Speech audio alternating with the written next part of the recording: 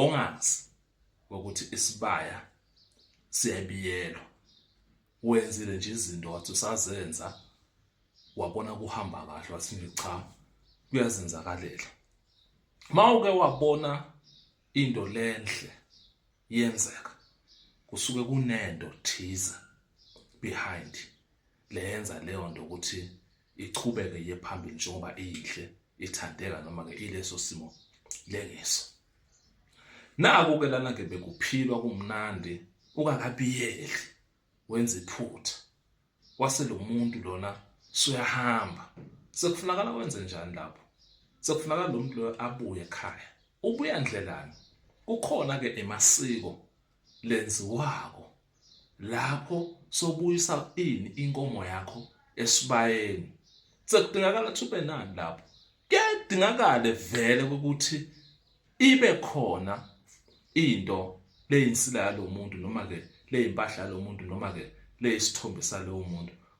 Ukuze lesipokwe lesi mase sihamba silanda lo muntu simbuyise esibayeni, silande into phezulu kwento lekhona. Kuyakube lukhuni vele lapho uthola ukuthi lo muntu uyalandwa kufuna abuye la wesisa noma wesimame kanti ayikho into yakhe lazobuyiswa ngayo. Kuyake benzima ke lapho uyawuphahle wenze konke okwenza lo muntu kube lukhuni ukuthi abuye.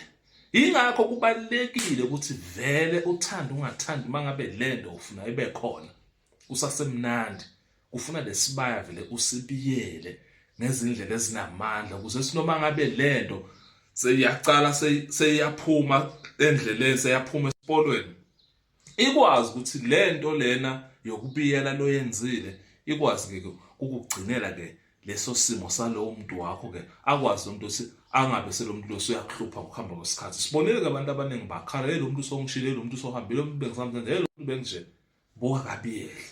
Mawuka kabiyeli kungena noma ngabe yini ibizwa attack ibhidlike lento bese kungabi nokuzwana kungabi nokuhloniphana bese lo mnyabona ukuthi ngcono ke ahambe kuze kuzoba nokuthula seyabhidlika lento lapho soyithiwa sova khona umhluthe lo muntu usohambile. Iyabiyelwa into mawufuna into ibe khona njengoba wazi ukuthi into lehle lohlezi uyibona yenzeka kunento leyenziwe lenza leyo nto lenhle ukuthi iqhubeke ihlezi ikhona.